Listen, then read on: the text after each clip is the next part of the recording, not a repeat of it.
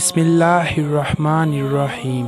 آپ سبھی ناظرین کو ایک مرتبہ پھر ہسٹوریکل اسلامک نیٹ ورک میں دل کی گہرائیوں سے خوش آمدید۔ آپ کا بہت بڑا سرمایہ وہ لوگ ہیں جو کہ غیر موجودگی میں اللہ سے دعاؤں میں آپ کے لیے خیر مانگتے ہیں۔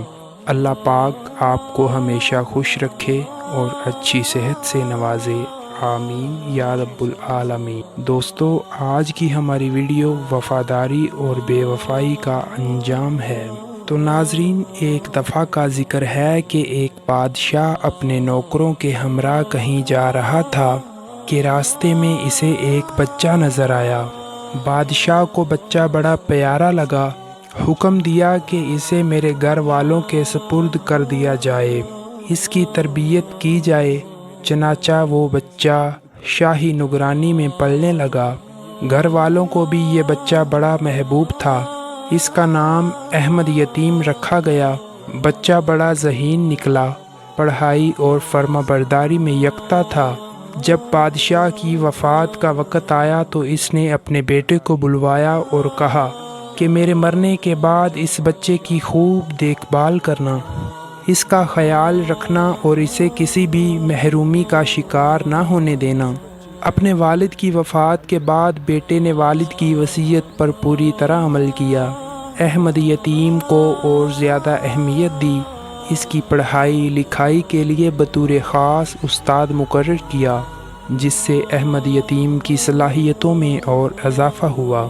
احمد خدا داد صلاحیتوں کا مالک تھا۔ وہ بتدریج ترقی کی منزلیں طے کرتا گیا۔ نئے بادشاہ کو اس پر بہت زیادہ اعتماد تھا۔ اس نے اسے اپنے خاص خادموں میں شامل کر لیا اور تمام شخصی اور ذاتی معاملات میں اس سے مشورہ کرنے لگا۔ کچھ عرصہ گزرا، احمد یتیم کی کارکردگی اور بہتر نظر آئی تو اسے محل کے تمام نوکروں کا نگران مقرر کر دیا گیا۔ اب احمد تمام محل کے نوکروں کا ذمہ دار تھا اور آزادی سے محل کے کسی بھی حصے میں جا سکتا تھا۔ ایک دن بادشاہ نے احمد سے کہا، میرے خاص کمرے سے فلاں چیز لے کر آؤ۔ احمد جب اس کے کمرے میں گیا تو وہاں بادشاہ کی خاص لونڈی کو ایک نوکر کے ساتھ قابل اعتراض حالت میں دیکھا۔ فسق و فجور میں مبتلا اس لونڈی نے احمد کی منت سماجت کی کہ اس پر رحم کرے اور اس کی پردہ پوشی کرے۔ لونڈی بہت خوبصورت تھی۔ وہ اسے ورگلانے لگی کہ میں تمہاری ہر قسم کی خدمت سر انجام دینے کو تیار ہوں۔ احمد نے کہا، معاذ اللہ، تم کس قسم کی حرکتیں کر رہی ہو؟ میں اپنے امیر کی خیانت کس طرح کر سکتا ہوں؟ اس نے میرے ساتھ اتنا اچھا سلوک کیا ہے، مجھے زمین سے اٹھا کر عرش تک لے گیا ہے۔ یہ کام ذلیل اور گندے لوگوں کا ہوتا ہے۔ احمد نے لونڈی کو نصیحتیں کیں اور توبہ استغفار کی تلقین کر کے وہاں سے رخصت ہوا اور اسے یقین دلایا کہ فکر نہ کرو، میں تمہاری پردہ پوشی کروں گا۔ ادھر اس لونڈی کو مسلسل فکر کھائے جا رہی تھی کہ کہیں احمد میرا پردہ چاک نہ کر دے۔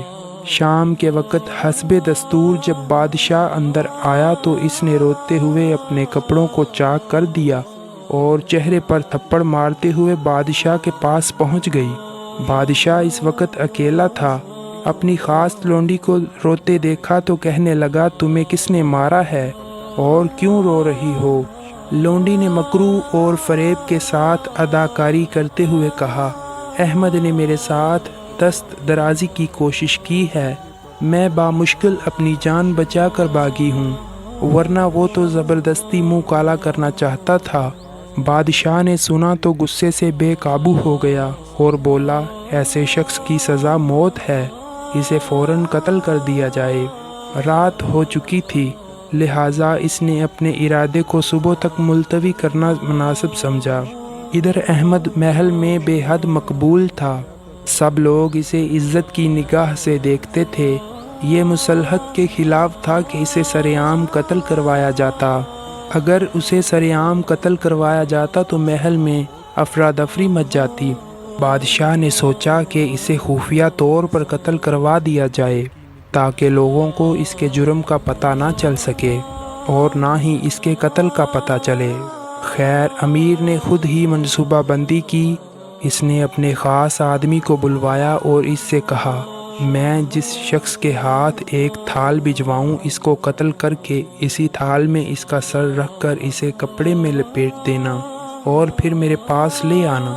خادم خاص نے حکم کی تعمیل میں سر ہلا دیا۔ چند دن بعد بادشاہ نے احمد کو بلایا اور کہا کہ جاؤ وہاں سے تھال لے کر فلاں شخص کے پاس چلے جاؤ اور اس سے کہو کہ مجھے بادشاہ نے بھیجا ہے اور جو وہ دے اسے لے کر آؤ۔ احمد بادشاہ کے حکم کی تعمیل میں تھال لے کر جلاد کی طرف روانہ ہوا۔ راستے میں اسے بعض نوکر ملے، ان کا آپس میں جھگڑا ہوا تھا۔ انہوں نے اس سے فیصلہ کرنے کی درخواست کی۔ احمد نے کہا، میں بادشاہ کے کام سے جا رہا ہوں، واپسی پر فیصلہ کر دوں گا۔ انہوں نے کہا کہ آپ کا ابھی فیصلہ کرنا نہایت ضروری ہے، اس کام کے لیے ہم کسی اور نوکر کو بھجوا دیتے ہیں، جب وہ تھال لے کر آئے گا تو آپ بادشاہ کے پاس لے جائیے گا۔ بات معقول تھی۔ انہوں نے ایک نوکر کو اشارہ کیا کہ وہ تھال لے کر فلاں شخص کے پاس جائے اور وہ جو چیز دے وہ واپس یہاں لے کر آئے۔ اتفاق دیکھیے کہ یہ وہی شخص تھا جو لونڈی کے ساتھ بدکاری کا مرتکب ہوا تھا۔ چنانچہ وہ تھال لے کر اس خادم خاص کے پاس چلا گیا۔ اس خادم خاص نے قتل کرنے کے لیے خاص جگہ کا انتخاب کیا ہوا تھا تاکہ کسی کو کانو کان خبر نہ ہو۔ اس نے اس نوکر کو ساتھ لیا اور وہاں پہنچ گیا۔ اس نے نوکر کو قتل کر کے سر تھال میں رکھ کر خوب ڈھانپا اور بادشاہ کے پاس لے آیا۔ خادم خاص اس تھال کو لے کر حاضر ہوا۔ بادشاہ نے جب تھال سے کپڑا ہٹایا تو وہاں احمد یتیم کے سر کی بجائے کسی اور نوکر کا سر تھا۔ وہ بڑا حیران ہوا۔ بادشاہ نے پوچھا، احمد کہاں ہے؟ بتایا گیا کہ وہ فلاں جگہ ہے۔ بادشاہ نے احمد کو بلانے کا حکم دیا۔ جب احمد حاضر ہوا تو پوچھا، میں نے تمہیں ایک کام دے کر بھیجا تھا تو کہا تھا کہ تھال خود لے کر جاؤ، تم خود کیوں نہیں گئے؟ احمد جو تمام حالات سے بے خبر تھا، اس نے نوکروں کے درمیان جھگڑے اور پھر ان کے درمیان صلح کا ذکر کیا کہ میں وہاں مشغول تھا۔ اچانک بادشاہ کو ایک خیال آیا اور اس نے اس خادم کے بارے میں پوچھا کہ کیا تم اسے اور اس کے گناہ کو جانتے ہو؟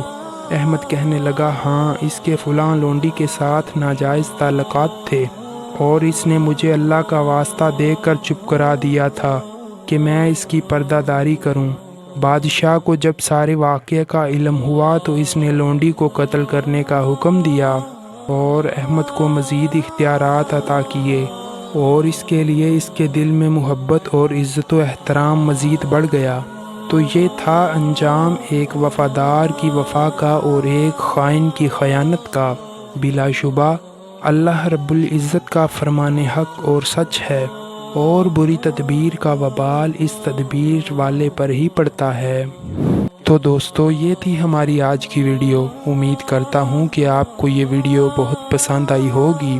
تو ایسی مزید ویڈیوز دیکھنے کے لیے اور ہمارے ساتھ جڑے رہنے کے لیے ہمارے چینل کو سبسکرائب کریں اور ویڈیو کو لائک کرنا نہ بھولیں۔